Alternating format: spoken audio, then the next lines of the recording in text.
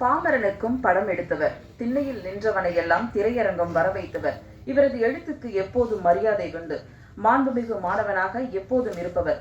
தமிழ் சினிமாவில் புதியவர்களுக்கும் புதிய முயற்சிகளுக்கும் எப்போதும் வாழ்த்து பேசி வரவேற்கும் பாசமிகு படைப்பாளி திரு பாக்யராஜ் அவர்களை உங்கள் முன் பேச அழைக்கிறோம்.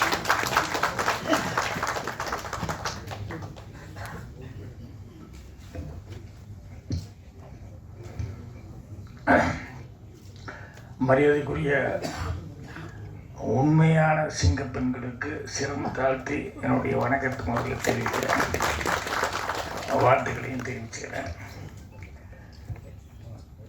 இந்த மாதிரி உண்மையான சிங்க பெண்களை வச்சு ஒரு பேரண்ட்ஸுக்கு அவேர்னஸ், அதே நேரத்தில் பெண்கள் எல்லாத்துக்குமே ஒரு உத்வேகம் வர்ற அளவுக்கு ஒரு படம் எடுக்கணும் அப்படின்னு சொல்லி ஒரு தயாரிப்பாளராகவும் அப்புறம் அதை டைரக்ட் பண்ணணும் அப்படின்னு சொல்லிட்டு சதீஷ் அவர்கள் பண்ண முயற்சிக்கு முதல்ல அவருக்கும் நன்றியும் தெரிவிக்கிறேன், அவருக்கும் வாழ்த்துக்களும் தெரிவிச்சுக்கிறேன், வணக்கத்தையும் தெரிவிச்சுக்கிறேன்.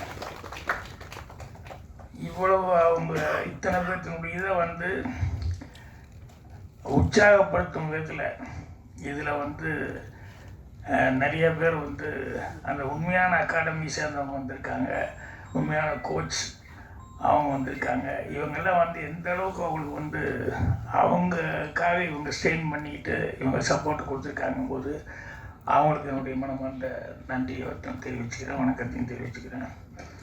அப்புறம் அதில் ஒர்க் பண்ண டெக்னீஷியன்ஸ் விஜய் சொன்னாப்புல பேச வந்துருச்சு. என்னென்னா அது ஒரிஜினலாக தொழில் ரீதியாக அதாவது சொல்லும்போது அது தாய்க்க முடியாது, அது ஆட்டோமேட்டிக்காக வந்துடும். அதுக்கும் ஃபீல் பண்ணாங்க. அதே மாதிரி ஆர்த்தி லைஃப்பை பற்றி ஏதோ பேசுனது, அதை கேள்விப்பட்டு அதை சொல்லும்போது அவங்களுக்கு தெரியாமல் அவங்களுக்கு சோக்னி ஆகிட்டாங்க. ஸோ அவங்க ஏகாம்பரம் அவர் எந்த அளவுக்கு ஹெல்ப்பாக இருந்தார் இந்த படத்தில், எந்த அளவுக்கு அவருடைய டேலண்ட்டை அவர் யூஸ் பண்ணி இந்த படத்துக்கு சிறப்பு பண்ணியிருக்காரு அப்படிங்கிறது. அதே மாதிரி எடிட்டர் பிரவீன், ஏன்னா ஒரு படத்துக்கு ஃபுட்டேஜ் ப்ராப்ளம் ஏதாவது ஒரு 1000 அடி 2000 அடின்னா அதை அட்ஜஸ்ட் பண்ணி பண்ணுங்க அப்படின்னு சொன்னால் அதே ஒரு மண்டை காய்ச்சலான உத்தியோகம். ஏன்னா எனக்கு எப்போவுமே நான் லென்த்தாகவே படம் எடுத்துகிட்டு போயிட்டு அதுக்கப்புறம் உட்காந்து மண்டை உடைச்சி 2000 அடி 3000 அடி நான் குறைச்சி அப்புறம் கிறிஸ்பாக படத்தை கொண்டு வருவேன். ஸோ அதை குறைக்கிறதுல இருக்கிற கஷ்டம் என்ன அப்படிங்கிறது எனக்கு நல்லா தெரியும். ஸோ அந்த எடிட்டர் எவ்வளோ அவஸ்தைப்பட்டிருப்பாரு. டைரக்டர் இவங்கெல்லாம் எடுத்துகிட்டு வந்துட்டாங்க, கேமராமேன் எடுத்துகிட்டு வந்துட்டாங்க. அதில் இருக்கிறது நல்லது எல்லாமே மிஸ் பண்ணாமல் செலக்ட் பண்ணி கரெக்டாக போடணுமே அப்படின்னு சொல்லிட்டு அவங்களுடைய உழைப்பையும் மைண்டில் வச்சுக்கிட்டு அவர் எடிட் பண்ண வேண்டியது இருக்கும். ஸோ அவருக்கு அதே மாதிரி இதில் நடித்தவங்க எல்லாருமே பேர் சென்றாங்க. இவங்க எல்லாருமே ரொம்ப ஒரு ஈடுபாட்டோட இதில் நடிச்சிருக்காங்க. ஸோ அவங்க எல்லாமே எவ்வளோ இன்வால்மெண்ட் ஆகியிருக்காங்க, மற்றவங்களுக்கு எவ்வளோ சப்போர்ட்டாக இருக்காங்க அப்படின்னு சொல்லும்போது அவங்களுக்கும் என்னுடைய வணக்கத்தையும் நன்றியும் தெரிவிச்சுக்கிறேன். அப்புறம் வந்திருக்க பார்வையாளர்கள் உங்களுக்கு என்னுடைய வணக்கம். நான் எப்பவுமே முதல்ல ஆரம்பிக்கும்போது சக பத்திரிகையாளர் நண்பர்கள், ஊடக நண்பர்கள் அவங்களுக்கு தான் முதல்ல வணக்கத்தை சொல்லிட்டு ஆரம்பிப்பேன். இப்போ கடைசியாக அவங்களுக்கு வணக்கத்தை சொல்கிறேன். என்னன்னா இனிமேல் அவங்க கையில் தான் எல்லாமே இருக்குது. ஸோ அதனால் அவங்க உங்களையெல்லாம் கை தூக்கி விடணும் அப்படிங்கிறது, அதுக்காக நான் அவங்களுக்கு ஒரு ஸ்பெஷலாக அவங்களுக்கு ஒரு வணக்கத்தையும் அவங்களுக்கு நன்றியும் தெரிவிச்சுக்கிறேன். நான் இன்னும் படம் பார்க்கல, ஆனால் இவங்க இத்தனை பேர் பேசுனதுலேருந்தே அந்த படத்தினுடைய சாராம்சம் என்னவாக இருக்கும், எல்லோரும் எவ்வளோ கஷ்டப்பட்டுருப்பாங்க அப்படிங்கிறது அவங்களால ஃபீல் பண்ண முடியும். படம் பார்த்துட்டு அவங்க உண்மையிலேயே அதுக்கு தகுந்த பாராட்டுக்களை கொடுப்பாங்க. அதே மாதிரி ஜனங்கக்கிட்டையும் அது போய் சேர்கிற அளவுக்கு அதுக்கு கரெக்டான விமர்சனங்கள் கொடுப்பாங்க. அதுக்கப்புறம் இப்போவே அட்வான்ஸாக சதீஷ் டைரக்ட் பண்ணதுக்கு மட்டும் இல்லை வாழ்த்துக்கள். சீக்கிரமே அவர் ஒரு ஸ்க்ரீனில் வேறு மாதிரி பெரிய ரோலில் வர்றதுக்கு என்னுடைய வாழ்த்துக்களை தெரிவிச்சுக்கிறேன். ஏன்னா இறங்கணுன்னே சதீஷ் என்ன ரிசீவ் பண்ணிட்டு போகலாம் அப்படின்னு சொல்லி கூப்பிடும்போது இதுவரைக்கும் சதீஷ் நான் ஆஃபீஸில் பார்த்துருக்கேன், அங்கே பார்த்துருக்கேன், இங்கே பார்த்துருக்கேன். இன்றைக்கி எனக்கு என்னமோ ஃபஸ்ட் டைம் அவர் அப்படி கூப்பிட்டு போகும்போது என்ன பாடி இவ்வளோ கரெக்டாக வச்சுட்டு இருக்காரு, இவ்வளோ ஃபிட்டாக இருக்காரு, என்னடான்ட்டு இவரையே பார்த்துக்கிட்டு போகிறேன். அப்புறம் வந்துட்டு அப்புறம் ஸ்க்ரீனில் திடீர்னு பார்த்ததுக்கப்புறம் தான் ஆஹா நம்ம நினச்சது கரெக்டு தான், ஸ்க்ரீன்லேயும் வந்து வந்திருக்காரு அப்படிங்கிறது தெரிஞ்சது. ஸோ அவர் தாராளமாக நடிக்கவும் செய்யலாம். அவருக்கு தகுந்த கேரக்டர்கள் வந்து அவர் செஞ்சாருன்னா கண்டிப்பாக இதில் ப்ரொடியூசராக ஜெயித்த மாதிரி வந்து ஸ்க்ரீன்லேயும் ஆர்டிஸ்டாகவும் அவர் ஜெயிக்க முடியும். அதுக்கு உண்டான எல்லா இதுவும் இருக்குது. அப்புறம் இங்கே பேசுனதில் வந்து ஒவ்வொருத்தரும் சிறப்பாக பேசினாங்க. ஷில்பா அவர்கள் பேசுனது எனக்கு ரொம்ப பிடிச்சது. என்னென்னா அவங்க நடிக்க வந்தது மட்டும் இல்லாமல் அந்த ஸ்போர்ட்ஸில் அதில் இருக்கக்கூடிய டிஃபிகல்ட்டிஸ் எல்லாம் என்ன அதுங்கிறது, அது செய்யும்போது அவங்களுக்கு எவ்வளோ கஷ்டமாக இருந்தது அப்படிங்கிறதெல்லாம் சொல்லி, அந்த ஆர்த்தி எவ்வளோ ஸ்ட்ரெயின் பண்ணாங்க, அது கூடுறவங்க எவ்வளோ ஸ்ட்ரெயின் பண்ண வேண்டியிருந்தது அப்படிங்கிறதெல்லாம் வந்து அழகாக அவங்க எடுத்து சொன்னாங்க. அப்புறம் படம் பார்த்துட்டு இப்போ பார்க்கும்போது இனிமேல் லைஃப் பூரா ஃபிட்டாக இருக்கணும் நம்மன்னு சொல்லிட்டு முடிவு பண்ணிட்டு வந்திருக்காங்க உங்களுக்கு. ஏன்னா படத்தோட இப்போ ரொம்ப ஃபிட்டாக இருக்காங்க அவங்க. ஸோ அவங்க பேசும்போது ரொம்ப அழகாக பேசினாங்க. ஸோ எல்லாத்துக்கும் இந்த டீம் வந்து இவ்வளோ ஸ்ட்ரெயின் பண்ணிக்கிறதுனால கண்டிப்பாக அவங்களுக்கு என்னுடைய வாழ்த்துக்கள் தெரிவிச்சுக்கிறேன். அப்புறம் சென்டிமெண்ட்டாக நம்ம நம்பியார் அண்ணன் ஃபேமிலியிலேருந்து வந்து பேசினார். என்னென்னா முதல் இங்கே அந்த தூரம் நின்று போச்சு ஃபஸ்ட் டைம். அது இத்தனை வருஷம் ஆகிப்போச்சு. அவர் கரெக்டாக அவரப்பா என்ன வயசுன்னு எனக்கு தெரியல, அவர் கரெக்டாக ஞாபகம் வச்சுருக்காரு. என்னென்னா உண்மையிலேயே நம்பியார் அண்ணன் வந்து அவர் நடித்த படத்துக்கு பெருசாக இன்ட்ரெஸ்ட் எடுத்துக்க மாட்டார். ஏதோ நடித்தோம் அவ்வளோதான் முடிஞ்சது அப்படி போயிடுவோம் அப்படின்னு சொல்லிட்டு அவர் பாட்டில் அடுத்த வேலைக்கு போயிடுவார். ஆனால் இது வந்து எனக்கு ஃபோன் பண்ணி அவர் இங்கே வெளிநாடு இங்கே போக வேண்டியிருக்குது, போனால் வர்றது வந்து ஒரு 1 மந்த் ஆகி போகும் அப்படிங்கிறதுனால நான் எப்பவும் யாருக்கிட்டையும் கேட்டதில்லை. எனக்கு முன்னால் படம் காமிச்சிருக்கதா வாய்ப்பு இருக்கா, நான் ஊருக்கு போகிறேன் அப்படின்னு. அப்போ தான் நான் சொன்னேன் எப்படியாவது நான் ரெடி பண்ணி பிரிண்ட்டு ரெடி பண்ணிடுறேன்னு அப்படின்னு சொல்லி நைட் அண்டே வேலை பார்த்து காலையில் அவர் சொன்ன மாதிரி 7 o'clock இங்கே தான் பிரசாதத்தில் வச்சு அவருக்கு ப்ரிவியூ வந்து போட்டேன். அப்புறம் அவர் படம் பார்த்துட்டு அவர் சொன்ன மாதிரி தான், எனக்கு அளவுக்கு அதிகமாக நீங்கள் எனக்கு மரியாதை கொடுத்த மாதிரி எனக்கு தோணுது அப்படின்னாரு. இல்லைங்க, உங்கள் அளவுக்கு என்ன கொடுக்கணுமோ அதுதான். நீங்கள் என்ன சிவாஜி சார், எம்ஜிஆர் சார் இவங்களுக்கெல்லாம் முன்னால் இருந்து கூட அவர் வந்து ஒரு சாதனை படிக்கும் நடிகராக வந்து இருந்திருக்காரு. ஆனால் அவர் வந்து அந்த அளவுக்கு ஃபீல் பண்ணி சொன்னது எனக்கு கௌரவமாக இருந்தது. ஆனால் அதில் நடிக்கிறதுக்காக முதல் போய் அவரை கூப்பிட போகும்போது என்ன நீங்கள் நடிக்கிறீங்கன்னு, இது அவர் வந்து சும்மா உட்காந்துருக்காரு, வேண்டாம் எம்ஜிஆர் சிவாஜி எல்லாம் முடிஞ்சது, அதனால் நம்ம பேசாமல் உட்காந்துருப்போம். நான் போகும்போது பேர குழந்தையோட டென்னிஸ் ஏதோ ஆடிட்டுருக்காரு. அப்புறம் நான் போய் உட்காந்துருந்தேன். அப்புறம் வந்தார், வந்து என்ன அப்படின்னாரு. அப்புறம் நான் பாக்கியராஜ் இன்ட்ரடியூஸ் பண்ண, இல்லை சொல்லு உங்கள் படமெல்லாம் எனக்கு தெரியும், சொல்லுங்கள் என்ன விஷயமா வந்தீங்க, நீங்கள் நடிக்கணும் அப்படின்னு. அவர் எப்படி பார்த்து என்ன இல்லை என் படத்தில் நடிக்கணும் தான் கேட்க வந்தேன். எப்பா நான் எம்ஜிஆருக்கு அடி வாங்கினேன் சரி, சிவாஜிக்கு அடி வாங்கினேன், உங்கள்கிட்ட எல்லாம் அடி வாங்கணும் பாப்பா அப்படின்னாரு. இல்லைண்ணே நீங்கள் வில்லனாக நடித்து அடியெல்லாம் வாங்க வேண்டாம், இதில் நல்லவனாக நடிக்கிறீங்க என்ன, தயவுசெய்து எந்திரிச்சு போயிடு அப்படின்னு. ஏன்னா ஜனங்க ஒத்துக்க மாட்டாங்கப்பா, என்னை போய் நல்லவேன்னு சொன்னால் எப்படிப்பா ஜனங்க ஒத்துக்குவாங்க. ஏன்னா எத்தனை வருஷமாக நான் வில்லனாவே நடிச்சுட்டு இப்போ போய் என்னை வந்து நல்லவேன்னு நடி அப்படின்னா ஜனங்க ஒத்துக்கவே மாட்டாங்க. இல்லைன்னா ஜனங்களை நீங்கள் தமிழ்நாட்டு ஜனங்கள் நீங்கள் ஒரு மாதிரி புரிஞ்சிருக்கீங்க, நான் ஒரு மாதிரி புரிஞ்சுட்டு இருக்கிறேன். உங்களை இப்படி பார்த்தோன்னா இன்னும் ரொம்ப லைக் பண்ணுவாங்கன்னு, இதுக்கு முன்னால் நினச்சதை விட ரொம்ப லைக் பண்ணுவாங்க. இல்லைப்பா எனக்கு நம்பிக்கை இல்லை, வேண்டாம் அப்படின்னு. இல்லைன்னா எப்படியாவது நீங்கள் நடிச்சு தான் ஆகணும் அப்படின்னு சொல்லிட்டு ஒரு 3-4 தடவை திருப்பி போய் கேட்டு அப்புறம் சரின்னு சொல்லி நடிக்கிறதுக்கு ஒத்துக்கிட்டாரு. இப்போவும் அந்த லொக்கேஷனில் பார்த்தீங்கன்னா அவர் வந்து நடிக்க வந்தப்போ லொக்கேஷனில் வில்லேஜில் போய் இறங்கணுன்னே ஒரு சேர் போட்டு அப்படி உட்காந்துப்பார். அந்த மீசையெல்லாம் வச்சு அந்த பூவமெல்லாம் பெருசாக எழுதி கண்ணெல்லாம் ரெட்டிஸ் பண்ணி அந்த குஸ்திவாதியார் கேரக்டருக்கு தருவார்.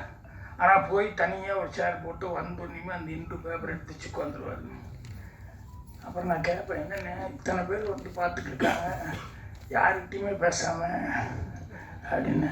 பேசாமல் இருந்தீ அப்படிம்ப, என்னென்ன இப்போ எவ்வளோ தூரம் வந்துட்டுருக்கான், இப்படியே இருந்தால் தான் அப்படியே நின்றுப்பான். அந்த பயம் அப்படியே இருக்கு. இல்லைன்னா உன்னை வந்து கையை பிடிச்சி காலை பிடிச்சி இழுத்துக்கிட்டு அதை பண்ணி இதை பண்ணி பண்ணுற மாதிரி என்னையும் தொல்லைப்படுத்துவாங்க.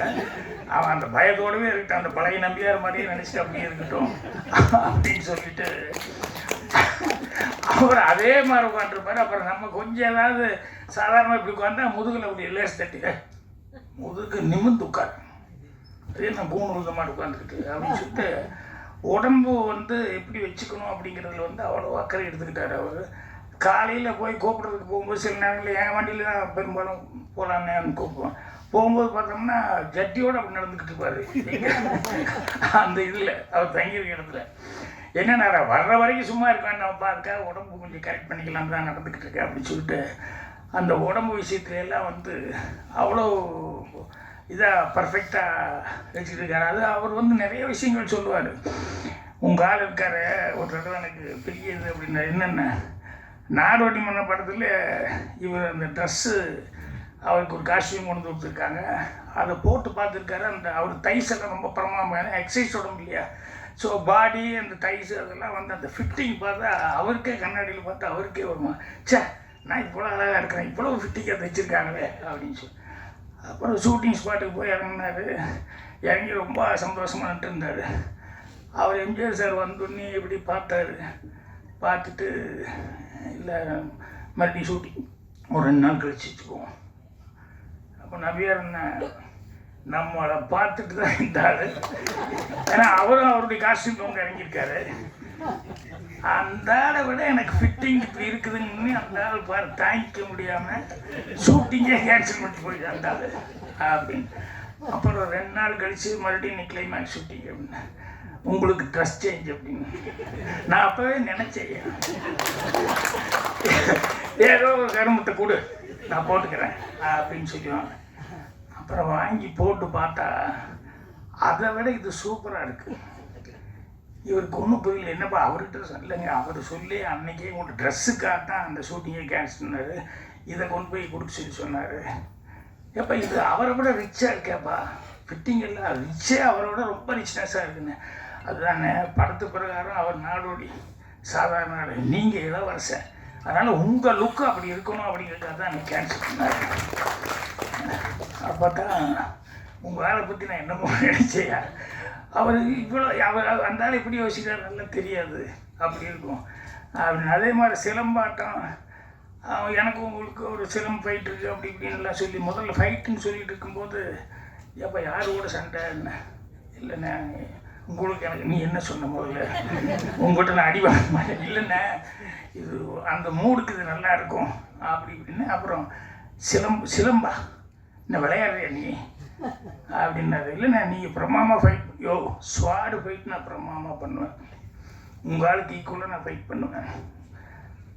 அடுத்தது ஹேண்ட் ஃபைட்டாக சமாளிப்பேன். அதுலேயும் இந்த சிலம்பெல்லாம் எனக்கு வர இல்லைண்ணே, நான் நிறையா படங்கள் நீ சுற்றி பார்த்துருக்கேண்ணே, அது நான் சுற்றலையே உங்கள் ஆள் பண்ணுற வேலையாது, சும்மா எனக்கு க்ளோஸப் வைப்பார் இப்படி இப்படி இப்படி அப்படி இப்படின்னு திருப்பி சொல்லுவார். நானும் திருப்புவேன். உங்களுக்கு ஃபைட்டு முடிஞ்சிடுச்சுன்னு சொல்லிவிட்டு காலையில் ஒரு ½ டே எடுத்துகிட்டு அனுப்பிச்சிடுவார். அப்புறம் 3 நாள் கழித்து அப்புறம் பார்த்தா ஃபைட் எடிட் பண்ணி காமிச்சா இன்னும் நான் ஃபைட் பண்ண மாதிரியே இருக்குன்னு அந்த வெறும் க்ளோஸ்அப் தான் எடுத்துருப்பார். அப்புறம் டியூப்பை வச்சுக்கிட்டு எல்லாம் அவ்வளோ பிரமாதமாக பண்ணுவார். அதனால் உங்களால் அவ்வளோ கெட்டிக்காரத்தனமாக பண்ணுவார்.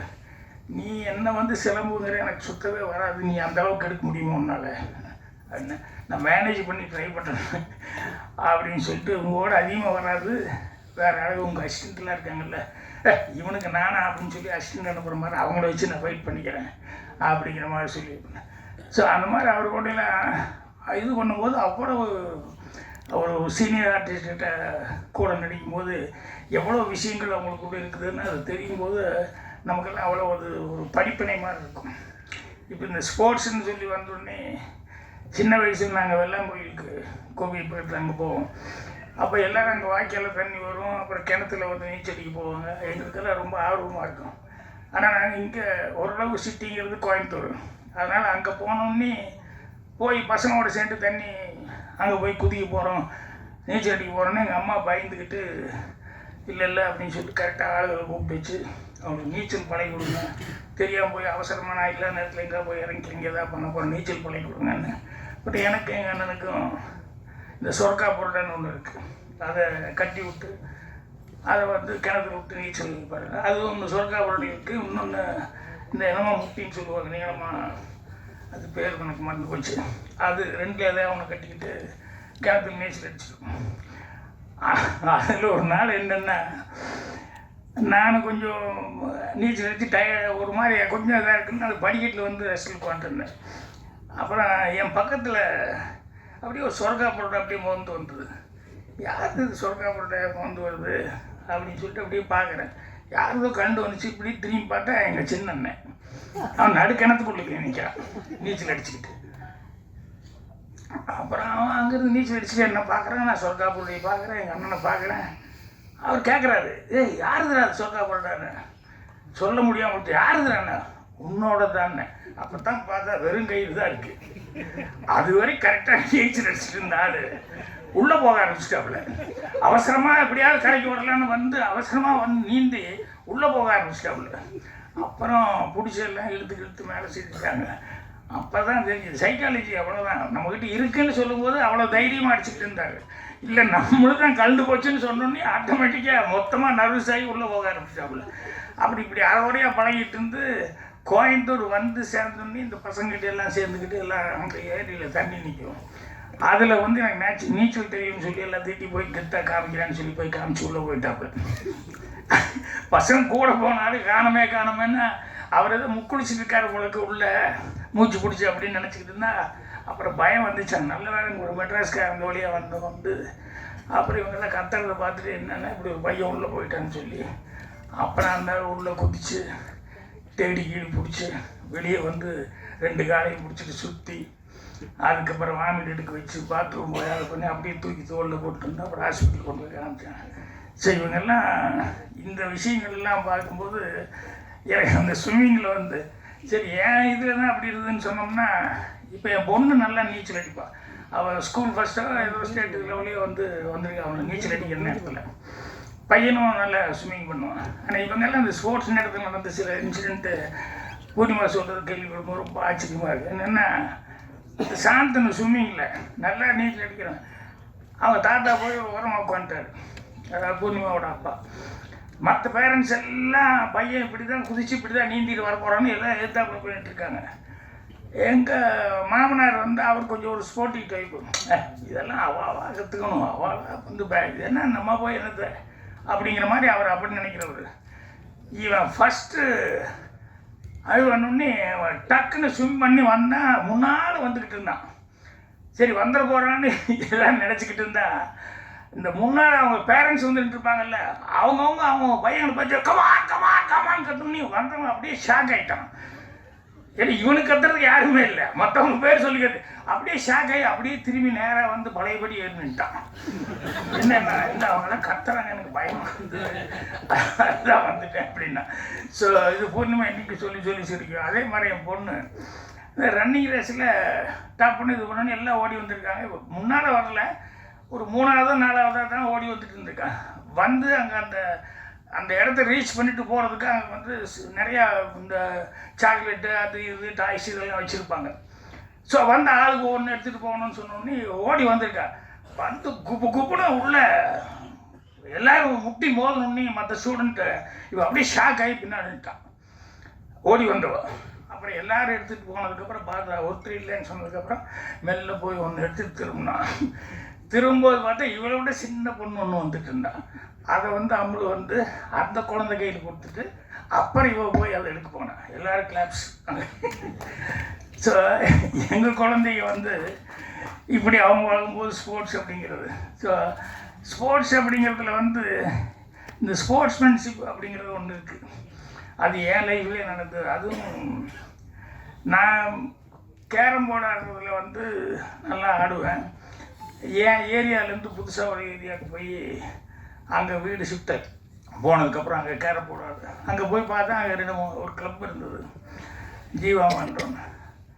அங்கே போய் உட்காந்து சரி ஒரு புது பையன் ஆடுறேன்னா அங்கே இருக்கவங்கெல்லாம் அப்படியே பார்ப்பாங்கல்ல, யார் நம்ம ஏரியாவுக்குள்ளே ஒன்று புதுசாக வந்திருக்கான்னு. அதுலேயும் ஜெயிச்சோன்னு வச்சுக்கோங்களேன் டென்ஷன் ஆகிடுவாங்க. உடனே அவங்க அங்கே யாரெல்லாம் நல்லா ஆடுவாங்க அப்படின்னு சொல்லி பார்த்து அவனை ஒரு நாளைக்கு விட்டு, சார் எப்போ வருவீங்க? 2 நாள் வருவேன். ஏய் அவனை எப்படியா சொல்லு, அந்த கோபியோட ஆட வைக்கணும். இப்போ எல்லாம் பயங்கரமாக வேடி பார்க்கணும். இந்த கோபி தோத்துட்டான்னு மறுபடியும் டென்ஷன் ஆகிடுவாங்க. இப்போ என்ன ஒரு எதிரி மாதிரியே பார்ப்பாங்க. மறுபடியும் எப்போ வருவீங்க அப்படின்னு. இந்த வருவாங்க, 2 நாளில் வருவேன். சே இந்த நேரம் பார்த்து பழனிசாமிலாம் போயிட்டா அப்படின்னு சொல்லிட்டு எல்லோரும் ஃபீல் பண்ணுவான். அப்புறம் அடுத்த தடவை வந்தால் அதே ராமசாமி நீ ஆடுமா, அவனும் தோற்றுருவான். சே இந்த நேரம் பழனிசாமிலாம் போயிட்டான். எப்போ தோற்றாலும் இந்த நேரம் பழனிசாமிலாம் போயிட்டா அப்படின்னா, அப்போ பழனிசாமின்னு ஒரு நல்ல பிளேயர் அங்கே இருக்காரு, அவன் தான் லீடிங் பிளேயரு. ஸோ அவங்க கூட என்ன ஆட வைக்கணும் அப்படிங்கிறதுல வந்து பயங்கர ஒரு இதில் இருந்து அப்புறம் ஒரு டேட்டை ஃபிக்ஸ் பண்ணிட்டாங்க. என்னென்ன சார் சண்டே மிஸ் பண்ணாமல் நீங்கள் வந்துடுங்க, ஏன்னா அந்த பழனிசாமிக்கு அன்றைக்கி தான் மில்லு லீவு, அவசியம் நீங்கள் வந்துடணும். அப்புறம் சரி ஒரு பெரிய பிளேயர் கூட நம்ம ஆட போகிறோம் அப்படின்னு சொல்லிட்டு வந்து உட்காரணும். அப்புறம் அவர்கிட்ட நம்மளை பற்றியும் சொல்லியிருப்பாங்கல்ல, ஒரு பையன் வந்தான் இப்படி, ஏதோ வேறு ஏரியாக்கார பையன், ஆனால் நல்லா ஆடினா, நீ இல்லைன்னு தான் நீ தான் ஜெயிக்க முடியும், அவனுக்கு நல்லா ஆடுறான் அப்படின்னு. அப்புறம் வந்து நீ 2 பேரும் மீட் பண்ணிட்டு அதில் ஒரு நல்ல கையெல்லாம் கொடுத்துட்டோம். அப்புறம் சரி ஆடலன்னு அந்த ட்ரையல் கேம் ஆடுவோம் இல்லையா, அந்த ட்ரையல் கேம் போட்டோம். அப்புறம் ஹிட் அடிச்சோன்னே நான் வந்து சும்மா ஒரு காய் போட்டு அப்படி இது பண்ணேன். அவர் எடுத்தோன்னே டபால் டபால்னு டக்குன்னு பாக்கெட்டுக்கு போட்டேன். ஆனால் நான் பார்த்துக்கிட்டே இருக்கிறேன். அப்புறம் என்கிட்ட வரும்போது மறுபடியும் ஒரு காயை போட்டு அப்படியே ஸ்லோவாக மறுபடியும் எடுத்தான், டக்குன்னு போட்டான். அப்புறம் உடனே அவங்க எல்லாம் கை தட்டுறாங்க பயங்கரமாக. ஏன்னா அவங்க அதுதானே எதிர்பார்த்துருக்காங்க, எப்படா பழனிசாமி வருவார், இவன் மண்ணை கவுவோம் அப்படின்ட்டு. அப்புறம் நானும் பேசாமல் இருந்துக்கிட்டேன். அப்புறம் இன்னொரு ட்ரையில் ஆடலாமா அப்படின்னு சொல்லி கேட்டேன். பயந்துட்டார்ல, இன்னொரு தடவை ட்ரையல் கேம் ஆடணுங்க. அப்புறம் செகண்ட் டைம் ட்ரையல் ஆடும்போதும் அப்பவும் நான் கவனித்தேன். அப்பவும் சிங்கிள் காயின் மட்டும் பர்ஃபெக்டாக போட்டுருந்தோம். இதை நான் அப்சர்வ் பண்ணிட்டேன். இப்போ ஹிட்டு டாஸ் போட்டு ஹிட் அடிக்கலான்னு அடித்தோடனேயுமே நான் ஃபஸ்ட்டு என் கைக்கிட்ட இருக்கிற காயெல்லாம் விட்டேன். இந்த பாயிண்ட் கொண்டு அந்த பாயிண்ட் கொண்டு எது நான் டபுள் பாயிண்ட் போதும் அடித்தேன். டபுள் பாயிண்ட் போய் விழுந்தோன்னே இப்போ அவன் டென்ஷன் ஆகிட்டான், கூட்டமே டென்ஷன் ஆகிட்டான். என்ன கைக்கிட்ட இருக்கிற காயை விட்டு இருந்தாலும் டபுள் பாயிண்ட் போடுறான். அப்புறம் அடுத்தது என்ன ஆட போகிறேன்னு அடுத்து ஒரு காயை போட்டு இன்னொரு காய்க்கு ரூட் பண்ணேன், ஸ்டைல் ரூட். எல்லாம் அப்படியே முழிக்க ஆரம்பித்தாங்க. இப்படியே ஆட ஆரம்பிச்சோன்னே அவன் நல்லா காயின் போட்டுருந்தான், டென்ஷன் ஆகி நர்வஸ் ஆகிட்டான். அப்புறம் பார்த்தா சரியாக காயின் விடல. அப்புறம் நான் மெல்ல கொஞ்சம் யோசித்தேன், என்னடான்னா இங்கே பூரா இன்றைக்கி அவனை ஹீரோவை எதிர்பார்த்துருக்கான். ஸோ அவன் டென்ஷன் ஆகி சரி ஆட மாட்டேங்கிறான்னு சொன்னோடனே நான் அப்படியே ஸ்லோ டவுன் பண்ணிட்டேன். இதில் என்னென்ன பந்தயம் கட்டுவோம் எல்லாத்துக்கும், சபைக்கே எல்லாத்துக்கும் அங்கே ரொட்டி பண்ணு, இந்த ஸ்வீட் பண்ணு, கேக்கு, காஃபி அப்படின்னு அந்த 15 பேர் 15 பேருக்கு பந்தயம் கட்டுவோம். இது பந்தயம் கட்டி ஆட்டிருக்கோம். இப்போ நாம் எல்லாம் அடுத்து போடு ஆடும்போதெல்லாம் கொஞ்சம் ஸ்லோ டவுன் அனுப்பிச்சோம். கடைசியில் 28 எனக்கு தான் கேமுன்னா 28 ஆளுங்க லெவலில் ஆடி அப்புறம் லாஸ்ட்டில் வந்து நான் தோற்று மாதிரி நான் விட்டேன். அவன் ஜெயிச்சிட்டார். அப்புறம் உடனே அவங்க சபையில் எல்லோரும் கை தட்டல், ஏன்னா அவங்க ஆளு அப்படின்னு. அப்புறம் சபாஷ் பழனிசாமின்னு எல்லோரும் கை கொடுக்காங்க. நானும் கை கொடுத்துட்டு அப்படியே வந்துட்டேன். அப்புறம் வந்து ஒரு டீ சாப்பிடலாமா சார் அப்படின்னா, சாப்பிட்லாங்க. அப்புறம் உள்ளே போனோடனே டீ சாப்பிட்றதுனால அந்த பழனிசாமி எனக்கு கை கொடுத்தா அப்படின்னு, ரொம்ப தேங்க்ஸுங்க. என்னென்ன இல்லை நீங்கள் வேணுன்னே விட்டு கொடுத்தீங்க, அதுதான் நான் ஜெயிச்சு எனக்கு தெரியும். இல்லை நீ நல்லா இல்லை சார் எனக்கு தெரியும். ஃபஸ்ட்டு நீங்கள் 2 காயின் எப்படி டபுள் பாயிண்ட்டாக போட்டீங்க, அதுவே எனக்கு தெரியும், உங்கள் ஆட்டம் எப்படிங்கிறது தெரிஞ்சுட்டேன். ஆனால் எனக்கு எங்கள் ஆளுகள்லாம் எதிர்பார்க்குறாங்கிறதுக்காக நீங்கள் விட்டுட்டீங்க. அது நான் அப்படி இல்லை சார், ஒரு நாள் நான் ஜெயிக்கல இருந்துக்கு, ஒவ்வொரு நாளும் அவங்க உங்களை ஒரு வாரமாக 10 நாளாக எதிர்பார்த்துட்டே இருந்தாங்க. ஸோ அதனால் இங்கே வந்து உங்களுக்கு அந்த பேர் இதாகி போச்சுன்னு சொன்னோன்னா நாள்லேருந்து எல்லோரும் உங்களை ஒரு மாதிரியாக பார்ப்பாங்க. அதனால் அதை விட்டு கொடுக்கூடாதுங்கிறதுக்காக தான். அப்போ நல்லா ஆடுற ஆளுக்கு ஒரு டிஸ்கரேஜ் ஆகக்கூடாதுங்கிறத தான் இப்படி பண்ணேன் அப்படின்னு. அதுக்கப்புறம் பார்த்தா அவரும் நானும் பயங்கர க்ளோஸ் ஃப்ரெண்ட் ஆகிட்டோம். ஏக் காவ் மே ஏக் கிசான் ரகுதாத்தா, அந்த பழனிசாமி தான் அந்த கேரக்டர். அவன் அப்போ மில்லு வேலை பார்த்துருந்தான்.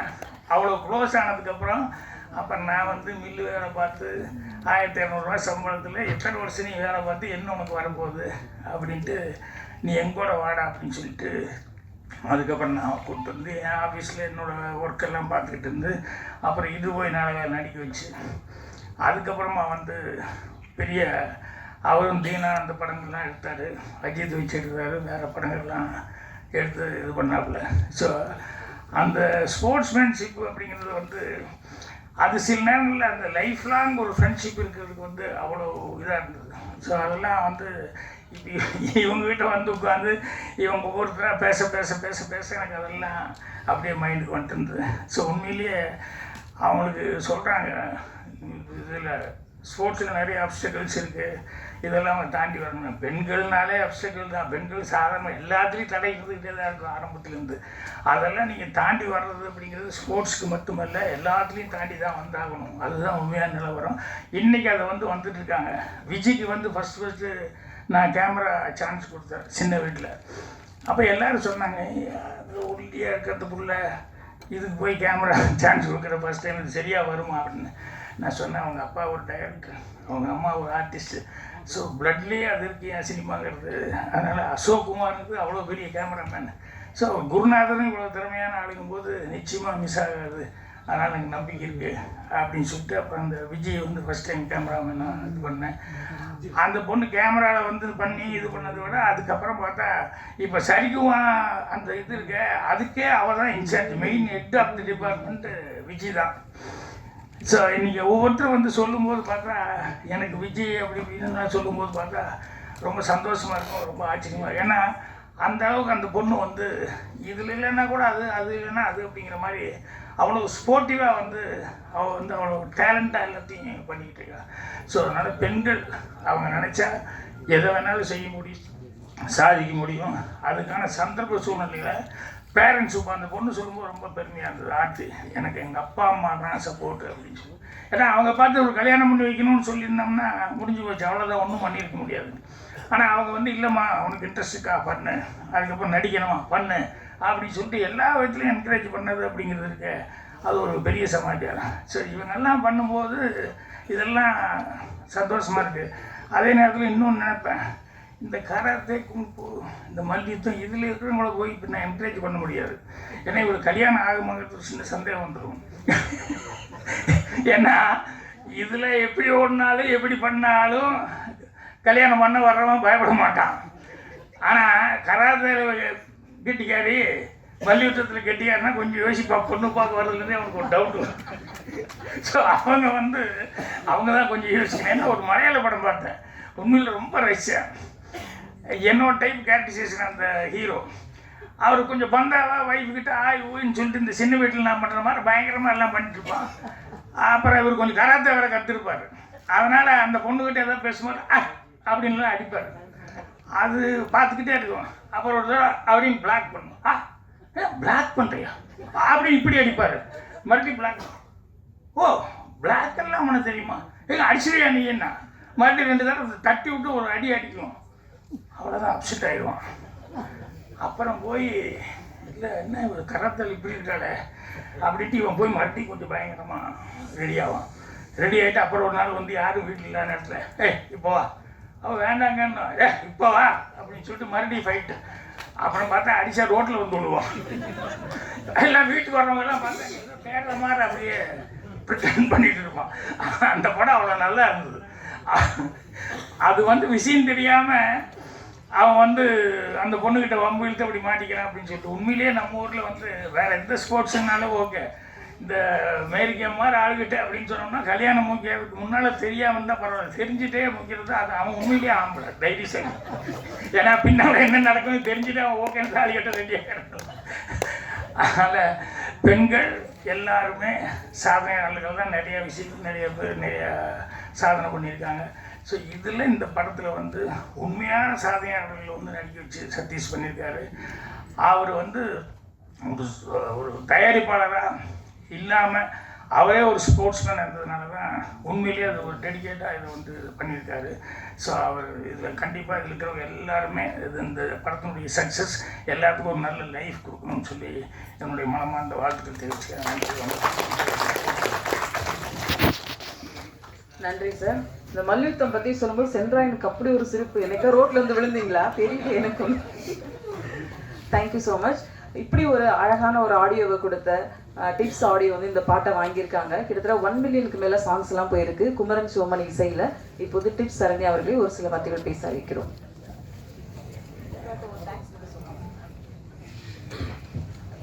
எண்ணம் போல் வாழ்க்கை. சதீஷ் வந்து இந்த ஒரு வாக்கியத்துக்கு மிக சிறந்த ஒரு உதாரணமாக சொல்லலாம். எப்போ சதீஷ் கிட்ட பேசினாலும் 10 நிமிஷத்தில் you will get completely recharged. அவர் வந்துட்டு நம்மளை ஸ்விம்மிங் பூலில் தள்ள மாட்டார், மேரத்தான் ஓட விட மாட்டார், சைக்கிள் பண்ண விட மாட்டார். பட் அது எல்லாமே அந்த கால் முடியும் போது you will get super charge. Satish, you deserve this entire applause and you are a super star today. ஏன்னா இவ்வளோ பெரிய ஒரு விஷயத்த சாதாரணமாக ஒரு படம் எடுக்கணும் அப்படின்னு நினைக்கிறது கமர்ஷியலாக சக்ஸஸ் ஆகணுங்கிறதுக்காக வேண்டி எல்லோரும் இந்த பிஸ்னஸ்க்கு வருவாங்க. பட் நீங்கள் ஒரு மெசேஜையும் ஒரு மோட்டிவேஷனையும் கொடுக்கறதுக்காக எவ்வளோ பெரிய விஷயத்த நீங்கள் எவ்வளோ சேலஞ்சிங்காக பண்ணியிருக்கிறது. யூ ஆர் ஆக்சுவலி சிங்க பையன். So that is what I wanted to say. So congratulation for the entire team. Aarthi, you deserve a big congratulations. And Shilpa, you are a super star. ரொம்ப அழகாக, இதாவது ஒரு ஹீரோயின் வந்துட்டு அந்த டேன் அப்படிங்கிற விஷயங்கிறது it is not a easy thing to go off. But நீங்கள் அதை வந்துட்டு அண்டர்ஸ்டாண்ட் பண்ணிக்கிட்டு ஒரு 6 மாதம் என்னால் வெயிட் பண்ண முடியும், இன்னொரு 6 மாதமும் என்னால் ஸ்பேர் பண்ண முடியும்னு எடுத்த ஒரு கால் வந்துட்டு it is not a easy thing. It is not a heroine material, it's a sports material. You are a super star. And இந்த பர்டிகுலர் படத்தை பார்த்த வரைக்கும் நாங்கள் பார்த்ததும் சதீஷோடைய அடுத்த கட்டத்தை இந்த படத்துடைய முடிவுக்கு அப்புறம் அடுத்த கட்ட பயணம் வந்து இன்னும் அழகாக இருக்க போகுது. அந்த ஒரு விஷயத்தை வந்துட்டு நாங்கள் உள்ளார்ந்து பார்த்தனால இந்த கண்டென்ட்டை வந்து நாங்கள் எடுக்கணும்னு ஐடியேட் பண்ணினோம். அண்ட் ஷியோமணி, அப்பா அண்ணா வந்துட்டு பேசும்போது பையன் இருக்காமா, என்ன பண்ண போறீங்கன்னு தெரியல, நீங்கள் கொஞ்சம் பார்த்துக்கோங்கன்னு சொன்னார். இவர் வந்துட்டு சூப்பர் ஸ்டார் ரஹ்மான் சாரோட ஆஃபீஸ்லேருந்து அழகான மியூசிக்கை கொடுக்கக்கூடிய ஒரு பெரிய ஒரு டீம் சாம்ப். அவர் அந்த சாம்ப் வந்து நம்மளுக்கு அழகான ஒரு கண்டென்ட் கொடுத்துருக்காரு. அந்த எழுந்துவ பாட்டு super hit song. And the sports songs எல்லாமே அமேசிங்லி டன். இந்த ஆல்பமை தாண்டி அவரோட அடுத்த படங்களெல்லாம் நீங்கள் பார்க்கும்போது இன்னும் அமேசிங்காக இருக்கும் அவரோட மியூசிக்கு. இந்த படம் வந்து ஒரு ஸ்போர்ட்ஸ் ட்ராமாங்கிறனால அவரோட கண்டென்ட் வந்துட்டு இந்த ஸ்போர்ட்ஸ்குள்ளேயே இருக்குது. பட் அவருடைய இசையும் அவருடைய மெலடியும் அற்புதமான ஒரு விஷயம் அடுத்தடுத்த படங்களில் நீங்கள் பார்க்க போகிறீங்க. அண்டு இந்த படத்தை வந்து நம்ம சப்போர்ட் பண்ணலைன்னா வேறு யாரும் சப்போர்ட் பண்ண முடியும்? அதனால I request entire media people, இது ஒரு என்டர்டெயின்மெண்ட் படமாக இல்லாமல் நம்ம வீட்டில் இருக்கக்கூடிய குழந்தைகளை மோட்டிவேட் பண்ணுறதுக்கு தயவுசெய்து வீட்டில் இருந்து நம்ம குழந்தைங்களை இந்த படத்தை பார்க்குறதுக்கு அலோ பண்ணினோம்னாலே அந்த வேர்ட் ஆஃப் மவுத் கண்டிப்பாக நம்ம வீட்டில் ஒரு ஸ்போர்ட்ஸ் ஸ்டார் இருந்தால் அந்த ஸ்போர்ட்ஸை வந்து நம்ம எப்படி நம்ம பசங்களுக்கு கடந்து கொண்டு போவோமோ, நீங்கள் நியூஸ் பீப்புளாக இருந்து உங்கள் வீட்டில் இருக்கிற பசங்களை இந்த படத்தை கடந்து கொண்டு போனீங்கனாலே பெரிய வெற்றி அடைஞ்சிருவோங்கிறது என்னுடைய ஒரு சின்ன நம்பிக்கை. எல்லாருக்கும் வாழ்த்துக்கள், எல்லோருக்கும் நன்றி. தயவுசெய்து இந்த மாதிரி ஒரு படத்தை நம்ம சப்போர்ட் பண்ணணும்னு நான் ரொம்ப வேண்டி விரும்பி கேட்டுக்கிறேன். என்னுடைய managing director and CEO mister Girish Kumar and Kumar தவரானியோட சார்பாகவும் இந்த என்டையர் டீமுக்கு என்னுடைய கங்க்ராச்சுலேஷன்ஸும் வாழ்த்துக்களும். நன்றி. வர மாட்டேங்குது.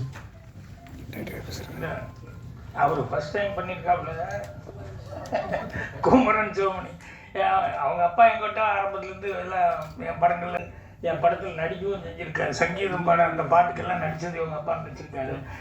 ஸோ அவரெல்லாம் அவருடைய டேலண்ட்லாம் இப்படியெல்லாம் கஷ்டப்பட்டுக்கிட்டு கொஞ்சமாக கீழே இருந்து இப்படிலாம் வந்தார் அப்படிங்கிறது எனக்கு தெரியும். இவர் அப்படி இல்லை, பிறக்கும் போதே ட்ரம்குள்ளே தான் பிறந்திருப்பார். அதனால் இவருக்கு மியூசிக் வந்ததுங்கிறது ஒரு பெரிய சமாச்சாரம் இல்லை. அதே மாதிரி ரகுமான் அவர்களுக்கு அவங்க அப்பா அவ்வளோ பெரிய மியூசிக் இருந்தார், அதனால் அவரும் கீபோர்ட்லேயே உருண்டு பண்ணிருப்பார். அதனால் இவங்களுக்கெல்லாம் வந்ததுங்கிறது ஒரு பெரிய விஷயம் இல்லை. ஆனாலும் அவங்க சில நேரங்கள் சொல்லுவாங்க ஆதியார் உள்ள மக்கு அப்படின்ட்டுருவான் தப்புன்னு. அது இல்லாமல் அதை பேரை காப்பாற்றுற அளவுக்கு பண்ணியிருக்காரு அப்படிங்கிறது வந்து ரொம்ப சந்தோஷமாக இருந்தது.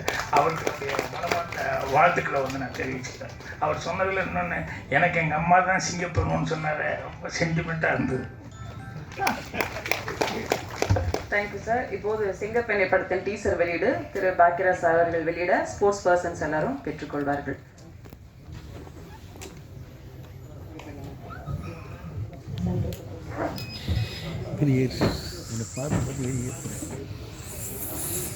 ஸ்வேதா ஸ்போர்ட்ஸ் பர்சன் கொஞ்சம் வாங்கல ஸ்டேஜ்க்கு. கார்த்தி எங்க இருக்கீங்க? கார்த்தி தோலத்.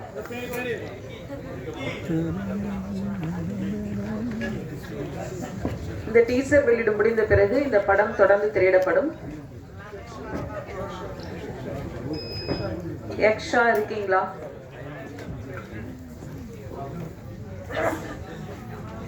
நான் சொன்னேன் படம் 6 மணிக்கு ஆரம்பிச்சுன்னு கரெக்டாக டிஃபன் சாப்பிட்டுட்டு அதுக்கப்புறம் படம் தொடங்கும். சிங்கப்பெண்ணை படத்துடைய டைரக்ஷன் டீம் அப்படியே ஸ்டேஜுக்கு வரணும்.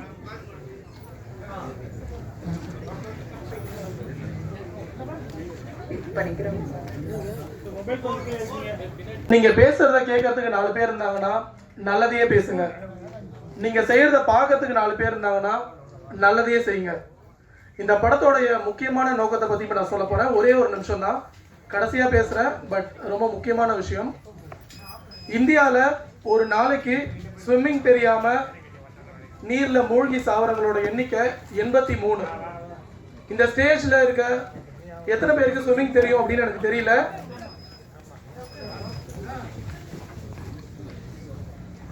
ஆனா தமிழக அரசுக்கு ஒரு வேண்டுகோள், நம்ம டீம் சார்பாக தொடக்க பள்ளியிலையும் ஆரம்ப பள்ளியிலையும் ஸ்விம்மிங்கை வந்து ஒரு கட்டாய பாடமா ஆக்கணும் அப்படின்ட்டு எங்க டீம் சார்பாக நாங்கள் வேண்டுகோள் விடுக்கிறோம்.